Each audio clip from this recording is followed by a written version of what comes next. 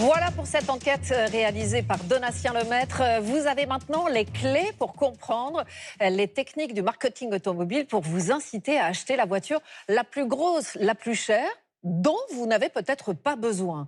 Et pour ça, les constructeurs et les concessionnaires ont un argument massu, le leasing. Avec nous sur ce plateau, un avocat spécialiste de la question et qui va justement nous dire qu'il ne faut pas signer les yeux fermés, loin de là. Il peut y avoir de très mauvaises surprises. Maître Ulrich, bonsoir. Bonsoir. D'abord, une question toute simple. Quand on signe un leasing, on s'engage pour combien de temps et à quoi on s'engage exactement? Il faut savoir qu'on s'engage pour deux choses. Déjà une durée, souvent entre 36 et 48 mois. Donc 3 ou 4 ans. Exactement. Et surtout un nombre de kilomètres. Oui, et alors le nombre de kilomètres, on le détermine avec son concessionnaire, Exactement. j'imagine. Et une des techniques pour baisser le prix est souvent de mettre un nombre de kilométrage plus faible.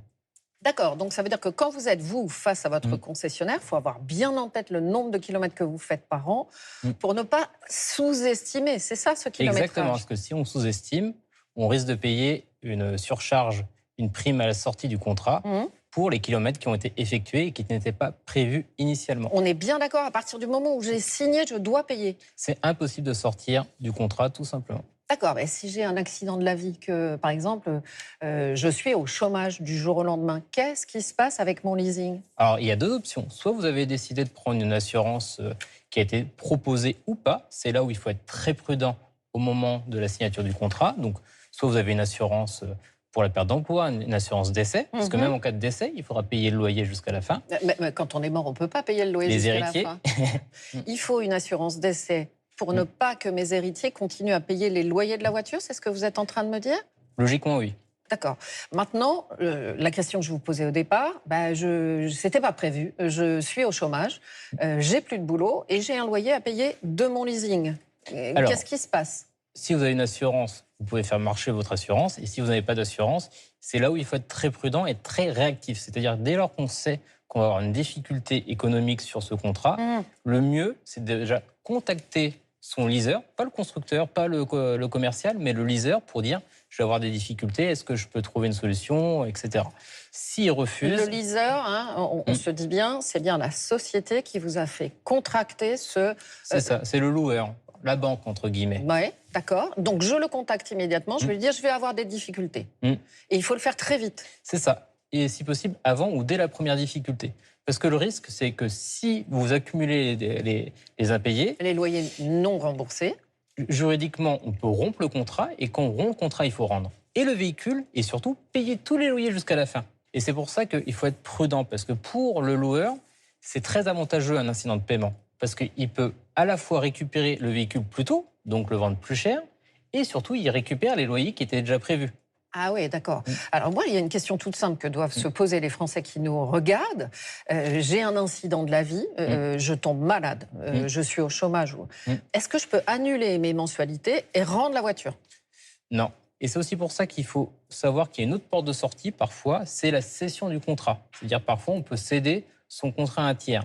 Mais ça sera plus simple de le faire si vous n'avez pas d'incident de paiement ou si vous avez anticipé que lorsque le constructeur est en position de force, c'est-à-dire qu'il a ses incidents de paiement, il peut rompre le contrat, récupérer le véhicule et gagner sur les 2 points. Oui, gagner sur tous les tableaux pour lui. Et quand vous dites racheter mon contrat, c'est un particulier qui va racheter mon leasing? Exactement, c'est possible de le céder. Mais il faut toujours l'accord du bailleur.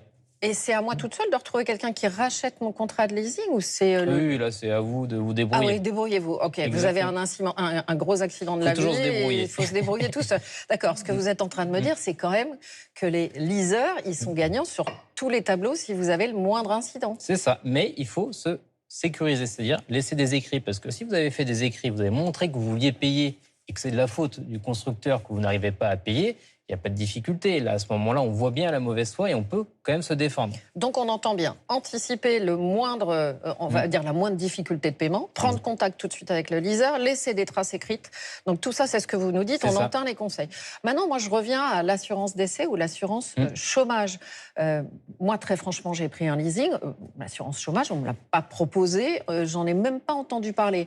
Ça veut dire qu'il faut poser la question, en fait, quand on se sent en situation précaire au niveau du travail. Il faut dire, il y a une assurance chômage, combien ça va me coûter Exactement. Il faut poser la question, il faut regarder la fiche d'information sur le contrat, parce que vous avez quand même une fiche d'information dès lors que c'est un contrat d'assurance, et bien vérifier qu'il y a pour les salariés en tout cas, cette assurance perte d'emploi. Donc ça, c'est une clause à vérifier. Est-ce que ça coûte plus cher quand on a une assurance perte d'emploi? Je pense que c'est que quelques euros sur un contrat à quelques centaines. Donc, ce n'est pas forcément substantiel, mais c'est une sécurité importante. Oui, ça vaut carrément le coup de s'y intéresser en tout cas.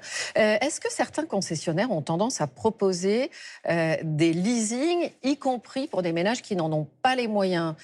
Si je vous pose cette question, c'est parce qu'on a entendu ce salarié d'une concession automobile parler dans notre enquête. Je le cite, des tuches qui prennent un leasing pour un SUV, mais qui mangent des patates toute l'année. C'est assez cynique, non, d'entendre ça? Pour être cynique, il n'y a pas de doute là-dessus. Il faut savoir qu'aujourd'hui, les véhicules coûtent de plus en plus cher, que ce soit le véhicule léger ou le SUV. Il n'y a pas de doute là-dessus. Et je pense que le pouvoir d'achat des Français n'a pas du tout suivi l'inflation du monde automobile.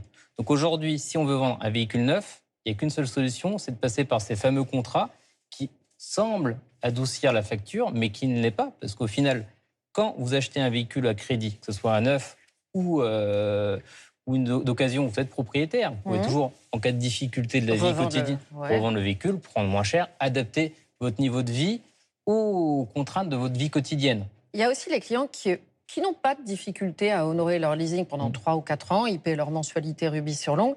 En revanche, ils ont de mauvaises surprises à la fin. Le kilométrage, vous nous en avez déjà parlé. L'état du véhicule aussi. Qu'est-ce que vous conseillez aux gens qui ont souscrit un leasing au moment où ils vont rendre leur voiture à la fin du contrat? Alors, je vais distinguer quand même le kilométrage. Parce que le kilométrage, c'est quand même prévu au début du contrat, comme on a dit en introduction.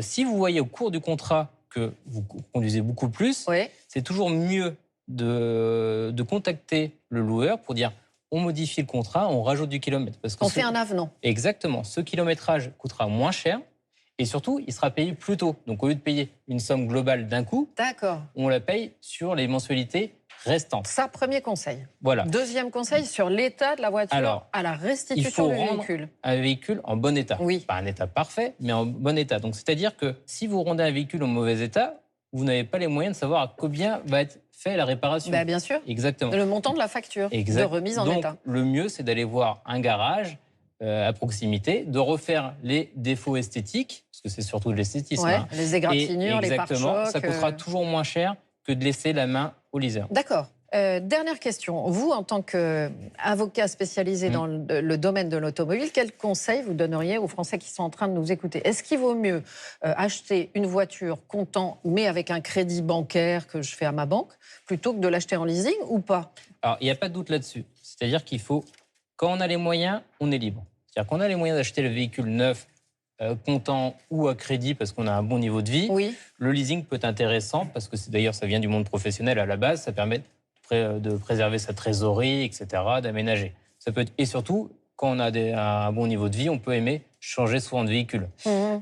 Par contre, quand on est dans la situation normale des Français, donc de l'ultra-majorité, il n'y a pas de doute là-dessus, le leasing, c'est avoir un véhicule au-dessus de ses moyens. Et au-dessus de ses moyens, on le paye toujours à la fin. Le mieux, c'est de prendre un véhicule qui correspond à ses moyens, avec un crédit, ça coûtera toujours moins cher. Merci à vous, Maître Ulrich. Alors, leasing ou pas, on va décortiquer le budget de notre voiture et son poids surtout